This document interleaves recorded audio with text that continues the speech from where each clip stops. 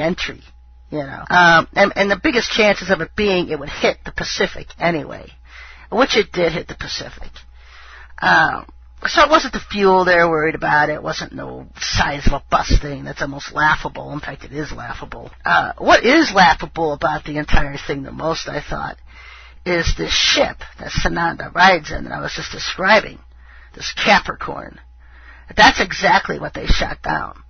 I know this sounds crazy. But here's Sherry out on a limb again for the 10th year.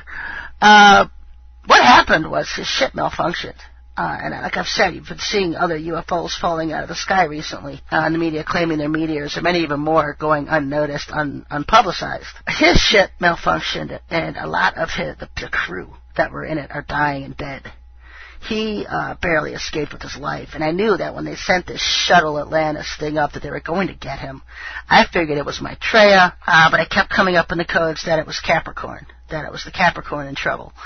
And so it had nothing to do with Maitreya. It had everything to do with this Jesus, the Sananda, and his ship, the Capricorn. And they certainly couldn't allow that to crash the Earth because it's so huge.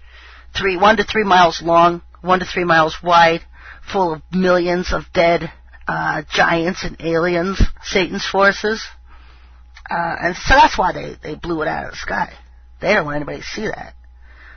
Plus it would give credence to everything that I've said over the years, and anybody else that the Lord has used to warn about this coming alien agenda. So that's the dibs on that. I don't know where he is right now. I don't know what they did with him. I don't think they brought him back to Earth. I think he still is in space because his whole thing is going to be where he masquerades coming from space to the Earth. So they need him to be in space. He's probably in a space station or something. When he does arrive to Earth, he has a duplicate Capricorn. He has an identical ship that he's just going to convert for his own use again, or just call it the Capricorn and restart from there again, whatever it is. But he's got a duplicate ship, an identical ship, and so that's the one he's on now, or will be. Because that's how they travel in space, folks. They have UFOs. They have these starships, star-like object that... not even, most people think UFOs, they think these little silver metallic disc-shaped things, and those are just pods, if you want to call them pods, from the mothership. I know you've watched Star Wars, and they have the big planet or big mothership thing, and then they have all these little pods and aircraft that come out of that ship. That's exactly how it's like, folks. That's exactly what it's like. And these little metallic-shaped things not only come from these starships that look like huge moons, but they also come from underneath the Earth. They have many, many bases underneath the Earth. Most of them do come from up below the Earth. We have over 200 joint human and alien bases. They have bases in our mountains. They have bases on our Air Force bases. And so they're everywhere. But they also come from the sky. The biggest lie being about extraterrestrials is that they're not from galaxies billions and billions of miles away. They're from our own universe itself. They're from our universe, right here.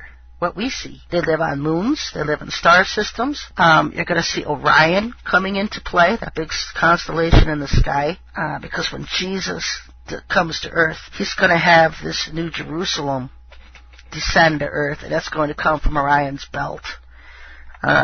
He's going to masquerade it as the New Jerusalem. And people are going to fall for this, which is probably exactly why the churches don't spend a lot of time teaching prophecy anymore, so that most people are in the dark when all these things come about, because most of these churches and organizations today are led by Satan's people. You look at TBN, you look at Benny Hinn, Satan's mouthpiece on earth, and he's always involved with all this stuff with Maitreya and Sananda and George Bush is coming and things happening.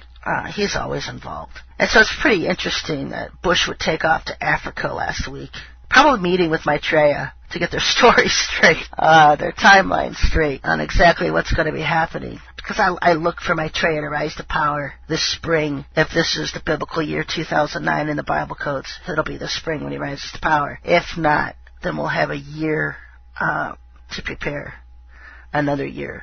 I know half of us are like, let's get it on, just bring it on, let's get going. And the other half of you are, I'm not ready yet.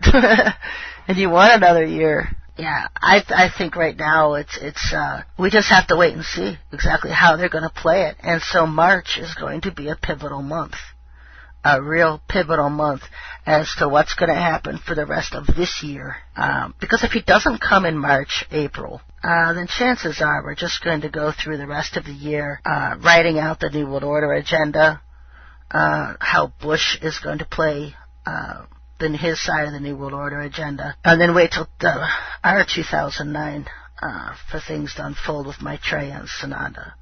I'd just soon see it happen this year, just to get it on, get it going. And I was looking at a code last night, because I've been warning forever about the famine that's coming, 2009.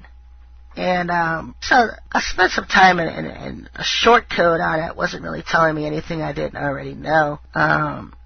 Wasn't really telling much of anything.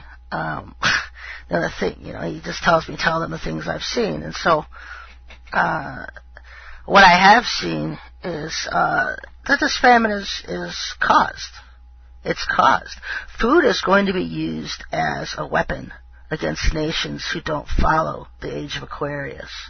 It's going to be their way of making nations submit to their authority, this Maitreya.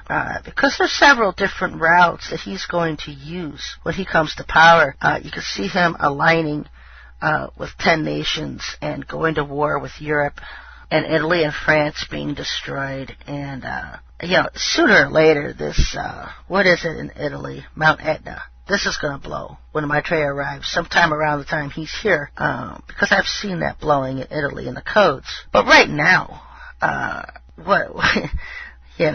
now we've got Capricorn, Sananda's ship, and ashes in the Pacific. And this is embarrassing for them, and I see that in the codes because it's really funny. Hello, I'm God. My ship has malfunctioned. Come get me. That's why it's so funny.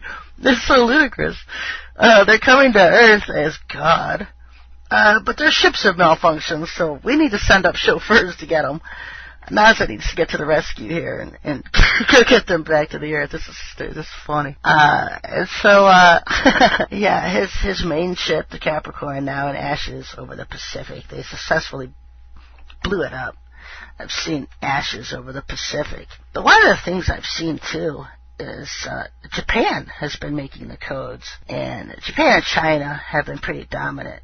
China being because they're using a lot of China's technology. A lot of these laser beam weapon attacks, these directed energy weapons, are actually Chinese technology. And the Lord had told me that, last week, when I canceled the show, because I couldn't speak, lost my voice. I'd woken up in the middle of the night and I could see these laser beams hitting my head. And they weren't like the white beams like I'd seen in Taos, New Mexico, where they just came through the room and everybody could see them. They were just white beams. They were pretty big beams. These are like tiny little keychain laser beams, blue and white, and they were hitting my head with them.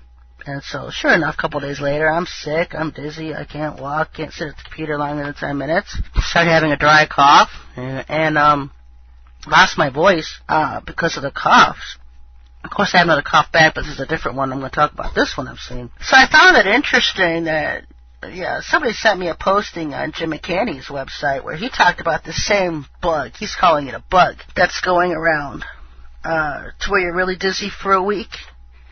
And also talking about this cough, this dry cough, and it literally just debilitates you for an entire week. You can't really do anything for a week. I got antibiotics, so I don't know if it's just the fact that I got antibiotics or that the week was up. I really don't know. But I found it interesting that Jim McCaney was calling it a bug, that he had the same thing. I've heard from other people that have had the same thing. If it was a bug, I'm pretty sure everybody else in my own family